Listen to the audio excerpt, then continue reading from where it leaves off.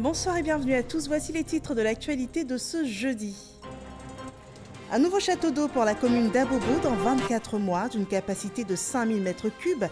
Il est destiné à accroître l'accessibilité des populations de cette commune à l'eau potable. Le Premier ministre a donné le coup d'envoi de sa construction ce jeudi et les travaux coûteront un peu plus de 14 milliards de francs CFA à la Côte d'Ivoire. Le président du Parlement panafricain présent sur le sol ivoirien, il s'est entretenu avec le président de l'hémicycle ivoirien. La sécurité en Afrique, la collaboration entre les deux institutions et la participation africaine à la COP25 étaient les points abordés au cours de cette réunion. Et puis l'administration ivoirienne se dévoile au public à travers le 2e annuaire statistique.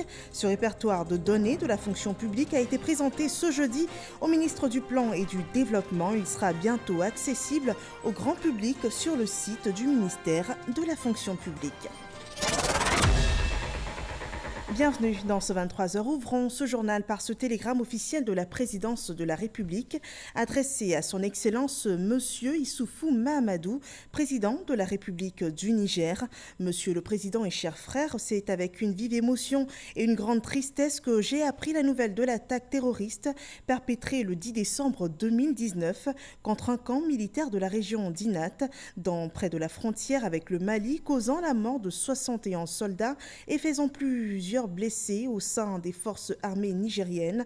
En cette douloureuse circonstance, je voudrais, au nom du gouvernement et du peuple ivoirien, ainsi qu'en mon nom propre, exprimer ma profonde compassion et présenter à votre Excellence, au gouvernement et au peuple frère du Niger, de même qu'aux familles endeuillées, mes condoléances les plus attristées. Je vous prie également de bien vouloir transmettre mes vœux de prompt rétablissement aux blessés et toute notre solidarité à l'ensemble des forces armées nigérienne, dont je salue le courage et le dévouement dans la lutte que vous menez contre le terrorisme. Très haute et fraternelle considération, et c'est signé Alassane Ouattara, président de la République de Côte d'Ivoire. De l'eau en abondance et sans interruption pour toute la commune d'Abobo, ce n'est pas une utopie. Dans 24 mois, la commune aura un nouveau château d'eau d'une capacité de 5000 m3. Les travaux de sa construction ont été lancés ce jeudi par le Premier ministre. L'ancien château d'eau et le système de distribution d'eau dans la commune seront également réhabilités pour accroître l'accessibilité des populations à l'eau potable. Plus de 14 milliards de francs CFA seront mobilisés pour la réalisation de ces travaux et nous en parlons avec Kolo Koulibaly. Un nouveau château d'eau à Abobo à construire à vos quartiers et la rénovation de l'existant, les deux d'une capacité totale de 10 000 m3. Le projet est assorti de l'extension du réseau de distribution, une autre preuve de la mise en œuvre du programme social du gouvernement. Aujourd'hui, grâce à votre action, l'eau est revenue à Biabou depuis plus de 10 ans. Biabou attendait l'eau et à Kouloutia. Et aujourd'hui, vous venez mettre un château d'eau à Abobo Avocatier qui va inonder tous les robinets d'Abobo en eau. Ce projet va impacter plus de 486 000 personnes dans 20 quartiers d'Abobo. Dans 24 mois, il n'y aura plus de problème d'eau potable dans la commune. Ce sont la construction et l'équipement d'un château d'eau de 5000 m3 sur une tour de 30 mètres à Abobo Avocatier. À Avocatier, il existe déjà un château d'eau, mais ce château d'eau va être réhabilité. Ce qui fait que sur le même site, nous aurons 2 châteaux d'eau. Ceci dans le souci d'augmenter la capacité de stockage d'Abobo. Un financement de 14 milliards de francs CFA grâce à la reconversion de la dette Côte d'Ivoire-Espagne dans son volet eau potable. L'Espagne a proposé un financement concessionnel supplémentaire à la Côte d'Ivoire pour un montant de 18 milliards de francs CFA dans d'autres secteurs que nous espérons voir aboutir bientôt. C'est le Premier ministre Amadou Gon Coulibaly qui a dévoilé la plaque, puis procédé à la pose de la première pierre de l'ouvrage.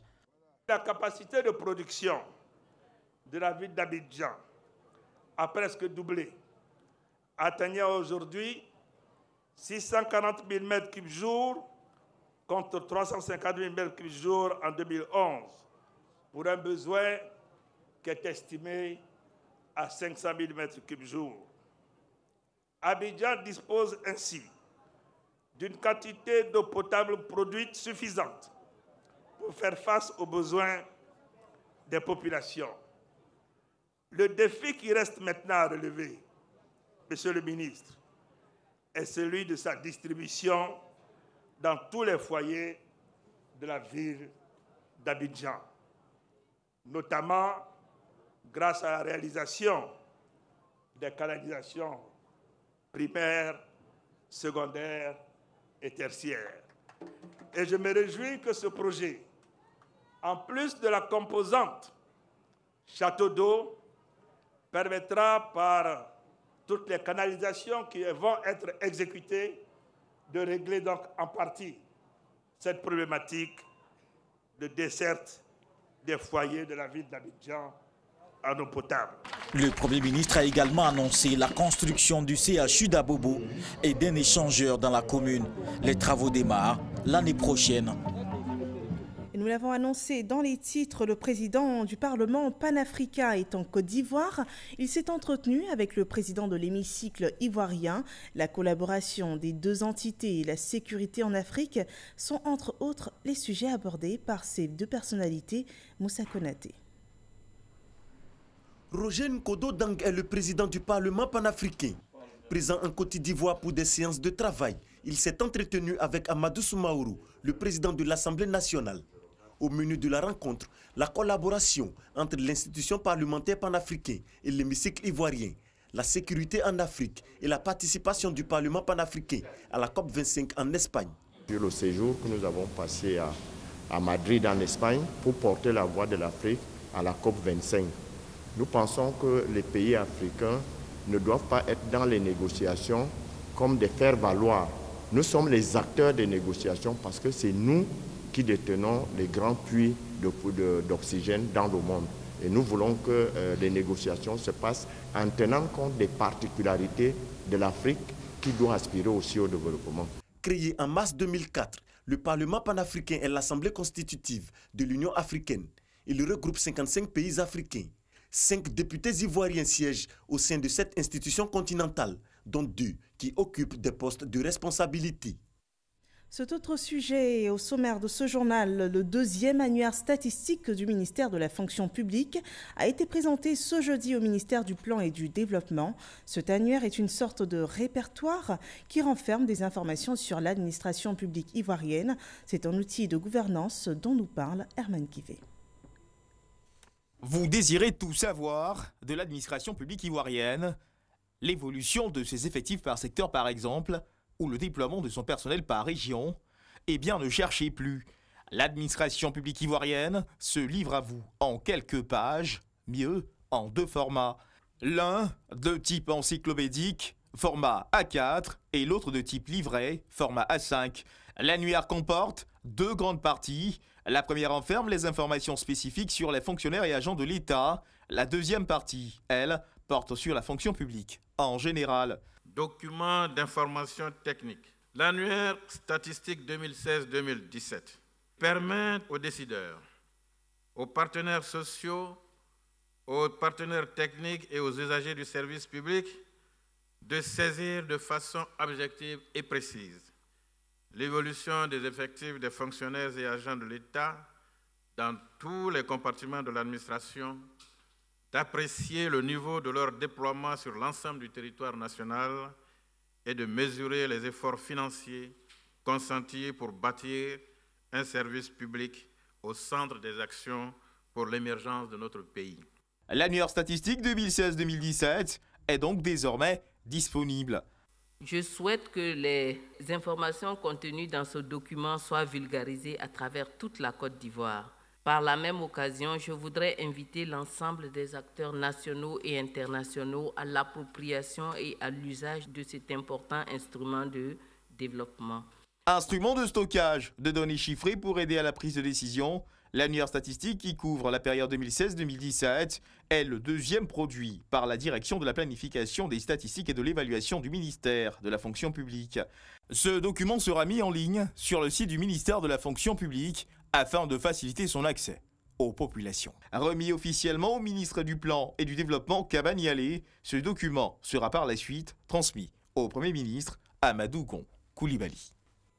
Intéressons-nous à présent à ces perturbations observées ces derniers jours dans les établissements scolaires ivoiriens, des remous occasionnés par des élèves qui réclament avec violence des congés anticipés, bien que la date officielle des congés soit prévue pour le 20 décembre prochain. Des conséquences malheureuses de ces actes, 3 élèves sont décédés à Daloa, à Niama et Dimbokro.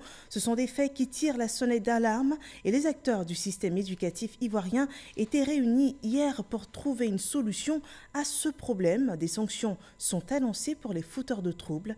Walter Amadou. Des élèves décédés lors des récentes violences à l'école. Perturbations liées au départ par anticipation pour les congés de fin d'année décidés par certains élèves. Ces perturbations d'une extrême gravité ont suscité une rencontre de crise.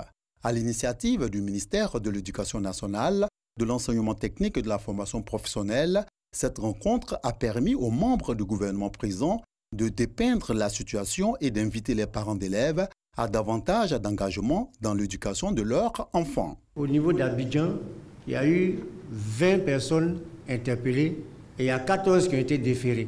À Bangourou, il y a 2 élèves qui ont été interpellés et ils ont été déférés. À Daloa, malheureusement, un élève est décédé. Il y a eu 14 interpellés. Tous les 14 ont été déférés. À Gagnoa, 33 élèves ont été interpellés, 15 ont été déférés. À San Pedro, il y a 11 élèves qui ont été interpellés et tous déférés. Au niveau de Dimokro, on a noté un décès qui vient compléter à 3 en comptant celui d'Anyama, le nombre d'enfants que nous avons perdus dans cette situation. Ça interpelle la responsabilité de tous les parents, mais je pense aussi que ça interpelle toutes les communautés, l'implication de toutes les parties prenantes. Et dans chaque région, nous devons tous nous impliquer.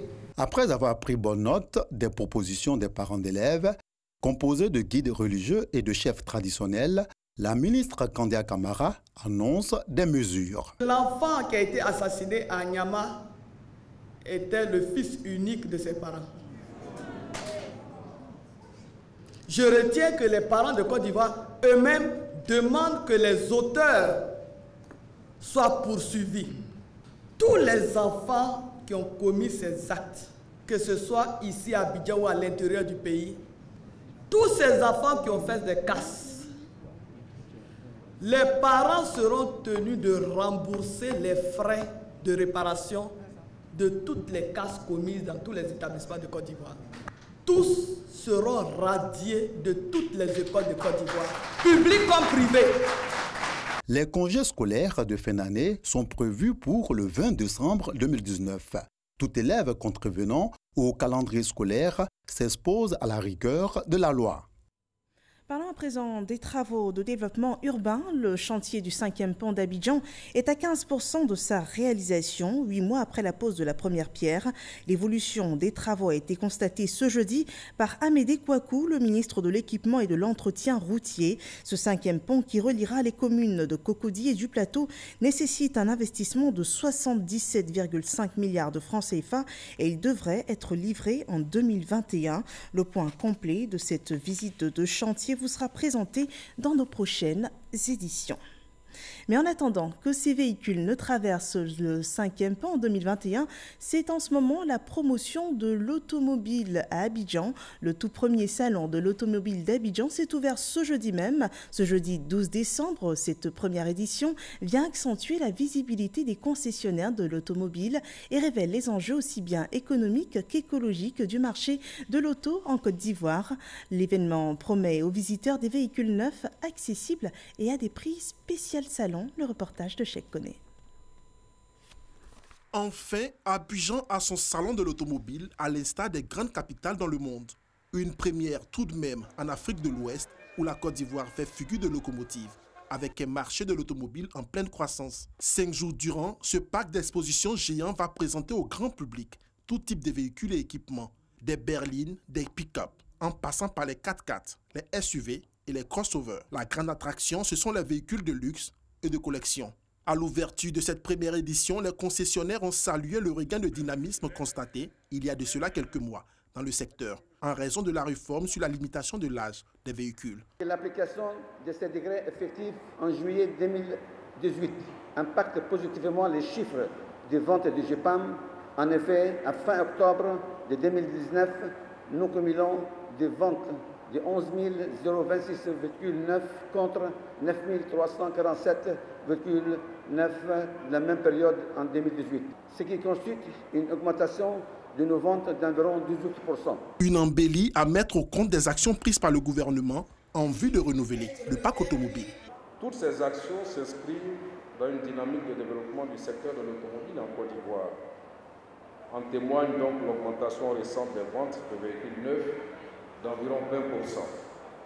C'est le lieu de rappeler aussi que le secteur de l'automobile est un secteur stratégique, car pourvoyeur de milliers d'emplois avec une contribution significative dans le produit intérieur brut de la Côte d'Ivoire. Le ministre des Transports, accompagné de ses collègues du commerce et des affaires maritimes, a visité plusieurs stands, dont celui de la Société des transports abidjanais, qui a exposé le premier prototype de véhicule Made in Côte d'Ivoire. C'est une fierté pour moi de présenter ce véhicule, parce que c'est un engagement du gouvernement de la Côte d'Ivoire. Vous vous souvenez, il y a un an, le 3 août dernier, le Premier ministre avait lancé le démarrage de l'usine d'assemblage de véhicules dans notre centre de production à Koumassi. Et il faut dire que ce volet industriel fait partie d'un projet d'acquisition de véhicules promis par le président de la République. Pour cette première édition, plus de 2000 professionnels du secteur de l'automobile se sont mobilisés. Au menu, des rencontres B2B et B2C. 70 000 visiteurs sont attendus. Voilà, donc 200 exposants vous attendent à cette première édition du Salon de l'automobile d'Abidjan qui refermera ses portes dans 4 jours, le 16 décembre prochain. Le gouvernement est à pied d'œuvre pour la promotion sur tous les fronts de la destination Côte d'Ivoire. Le prochain Expo Dubaï 2020 se tiendra du 20 octobre au 2020 au 21 avril 2021 aux Émirats Arabes Unis. C'est un événement qui devrait réunir au moins 200 pays et la Côte d'Ivoire mobilise déjà les opérateurs économiques. Notre reporter Lanciné Bakayoko a suivi pour vous le lancement des préparatifs de la participation ivoirienne à l'Expo Dubaï en 2020. Voici son résumé. Au menu de cette exposition universelle organisée à Dubaï, carrefour du Moyen-Orient, de l'Afrique et de l'Asie du Sud, 3 thématiques majeures, à savoir l'opportunité, la durabilité et la mobilité. Au regard de sa position stratégique dans la sous-région ouest-africaine et de son leadership dans plusieurs domaines, la Côte d'Ivoire a opté pour la mobilité. Sa vision, construire en Côte d'Ivoire le chemin de la nouvelle Afrique. Il s'agit pour la Côte d'Ivoire de privilégier sa participation à Expo Dubaï 2020 avec des actions majeures consistant à renforcer ses capacités productives et commerciales et développer les nouvelles technologies de l'information et de la communication, de bâtir des infrastructures de transport et énergétique afin de renforcer le processus d'intégration régionale et de mieux s'insérer dans le système commercial multilatéral. Un pavillon autonome de 500 mètres carrés est à la disposition de la Côte d'Ivoire pour promouvoir toutes les opportunités d'investissement. Il s'agit évidemment pour nous de poursuivre notre élan de diversification de nos partenaires, notamment avec les pays émergents, et de susciter l'intérêt des investisseurs, des institutions de financement en vue d'engranger des flux substantiels d'investissement pour nos projets structurants et nos projets privés. Expo Dubaï offre une belle vitrine non seulement pour développer les échanges commerciaux, mais également pour attirer d'importants capitaux en provenance des pays arabes. Ce sera donc pour nous l'occasion de présenter les grands chantiers d'urbanisation de notre pays, notamment le Grand Abidjan, dont l'objectif est d'accélérer la croissance et le développement économique de la Côte d'Ivoire. À l'issue de cette exposition, la Côte d'Ivoire espère ainsi mobiliser au moins 1000 milliards de francs CFA répartis entre les projets prioritaires de l'État et les partenariats conclus avec le secteur privé. Passons à présent à l'information politique de ce journal. Jano Aoussou Kouadio se rapproche des populations de la région de San Pedro pour le compte du RHDP. Sa mission dans cette région est de présenter les idéaux du RHDP. Il a rencontré ce jeudi les chefs traditionnels Kroumen et Bakoué. Le point avec Sam Conan. Le président du Sénat a débuté ce jeudi sa tournée dans la région de San Pedro par des rencontres avec les chefs traditionnels autochtones. Aux têtes couronnées, Jano Aoussou Kouadio a traduit la gratitude du chef de l'État Alassane Ouattara pour avoir accueilli sur les terres les populations venues d'ailleurs, dans la paix et la cohésion. Le président Ouattara m'a dit de vous dire qu'il a besoin de tout le monde pour construire la Côte d'Ivoire. Oufoué Boahi est venu vous trouver, vous, les Koumen et les Bakoué. Quand on a fait le barrage de Koussou, il est venu vous trouver, vous avez donné vos terres. Pour que les Baoulés, les Boigny-Koro et tout ça là, ils ont quitté leur village, ils sont venus avec Oufoué Boigny, c'était la paix. San Pedro, c'était un petit village. Aujourd'hui, la vision, ce qu'Oufoué Boigny a rêvé là, c'est en train de se réaliser avec le président Ouattara. S'il n'y a pas la paix, on va rester en retard encore. Alors, je voudrais sincèrement dire grand merci au président Alassane Dramane Ouattara pour le message pour lequel il a envoyé son frère, son président dans notre région. En tout cas, que Dieu les bénisse. Les preuves sont là. Nous, les chefs, on ne parle pas. On ne dit que ce qu'on voit. À San Pedro ici, les preuves palpables sont là. Après les rencontres avec les chefs traditionnels Kroumen et Bakoué, le président du Sénat va animer plusieurs meetings à Tabou, Grand Bérébi, Gabiagui et San Pedro. Objectif, parler des idéaux de paix et de développement du RHDP à la forte communauté baoulée vivant dans cette région. Le RHDP s'installe dans le Tchologo, dans cette région du nord de la Côte d'Ivoire. La coordination régionale du parti d'Alassane Ouattara a été investie officiellement, suivant le reportage de Kader Sogodogo. Téné Birahima Ouattara avance à l'appel de son nom par le directeur exécutif adjoint du RHDP chargé des organisations professionnelles Sidiki Konaté. Nommé récemment coordonnateur régional RHDP du Tchologo, il est investi par l'envoyé du parti avec la main et la bénédiction des garants de la tradition, notamment le chef canton de Fekese-Dougou. Mon équipe et moi prenons la pleine mesure de la responsabilité qui est la nôtre, vu les enjeux et les défis à relever, pour convaincre les Ivoiriennes et les Ivoiriens de nous renouveler leur confiance pour la victoire au jeu présidentiel au soir d'octobre 2020 et pourquoi pas aux prochaines élections de 2025 et 2030, pourquoi pas au-delà. Il pourra compter sur le commando qu'il a par la suite investi. Coordonnateurs associés, délégués départementaux, sous-préfectoraux et communaux, tous sont en mission. Pour l'envoyé du parti, chacun doit contribuer à asseoir la victoire du RHDP en 2020. Et le parti entend le faire avec tous ses enfants. Chers parents, je suis venu ici vous dire que nous sommes venus vous présenter cette machine électorale. Parce que ça a été fait pour 2020, c'est-à-dire dans 9 mois. Les gens que vous avez vus vont commencer dès aujourd'hui à travailler. Quand je viens à Ferté, et Dieu est mon témoin, je suis Aladji, j'ai eu la chance d'aller à la Mecque. Il ne se passe pas de jour sans qu'on me demande où est ton frère Guillaume Soro, où est ton frère Soro. Parce que le chef qui est ici, c'est nos liens. Levez-vous, allez dire à mon frère que sa place, ce n'est pas là où il s'en va. Sa place, c'est ici, avec nous, avec ses frères. Il était hier avec nous. Il était avant-hier avec nous. Sa sécurité, c'est avec nous. Dans le Tchologo, 2020, c'est maintenant. Et dans le département de Tiasalé, le village de Zouania a un nouveau chef, Nanan Goran Kwame. Il remplace sur le trône Nanan Kedjibonzi, décédé en 2018. Le nouveau chef du village a pris officiellement ses fonctions le 1er décembre dernier. Et Amédé Kouakou, ministre de l'équipement et de l'entretien routier, présent à la cérémonie appelée à la cohésion autour du nouveau chef pour le développement de Zouania, Léon Bro. Nzianouan, sur l'autoroute du Nord, à environ 130 km d'Abidjan. Nous sommes dans le département de Tiassalé. Ici vivent autochtones et lomoins, allochtones et allogènes, plus de 25 000 âmes au total.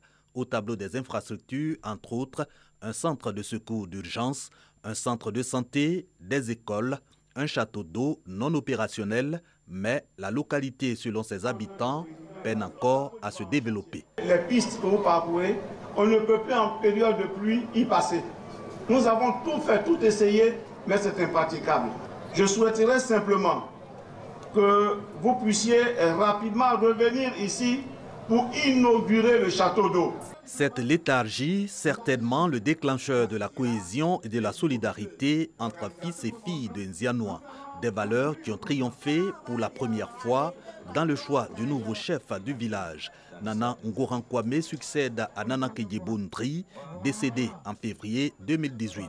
Pour l'introniser, autorité coutumière et préfectorale, ainsi que le ministre de l'Équipement, conseille la pérennisation du vivre ensemble et de la paix, gage du développement. Mais les Nzianouans à l'État, c'est à cause des gens des Nzianouans eux-mêmes, parce qu'ils ne s'entendent pas. Si nous voulons que notre pays se développe, si nous voulons que notre pays aille de l'avant, nous devons nous entendre. Nous ne devons pas écouter les discours de division.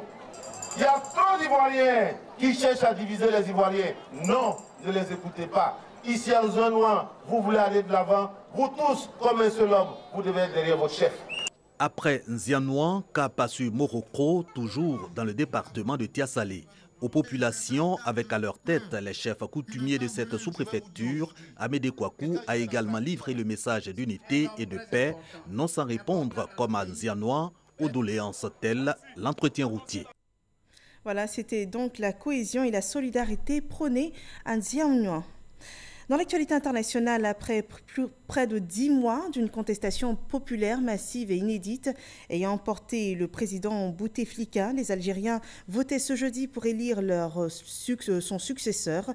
Un scrutin boycotté par une partie de la population qui a marqué sa réprobation en s'abstenant d'aller voter. Une foule massive de dizaines de milliers de personnes était rassemblée ce jour de l'élection dans le centre d'Alger pour dénoncer l'élection en cours. Et ces manifestants voient en cette élection une manœuvre de survie du régime Bouteflika. Le Hirak, mouvement anti-régime, opposé à ce scrutin, a dénoncé une mascarade électorale et exige le départ de tous ceux qui ont soutenu ou pris part aux 20 années de présidence de Bouteflika. Les 5 candidats à la présidentielle sont tous considérés par la contestation comme des enfants de ce système et sont accusés de lui servir de caution. Et sachez qu'ici en Côte d'Ivoire, s'est ouvert aussi ce jour le Salon du Livre à Abidjan. Merci de votre fidèle attention. L'information continue dès demain à 6h sur RTI 1. Passez une excellente fin de soirée chez vous.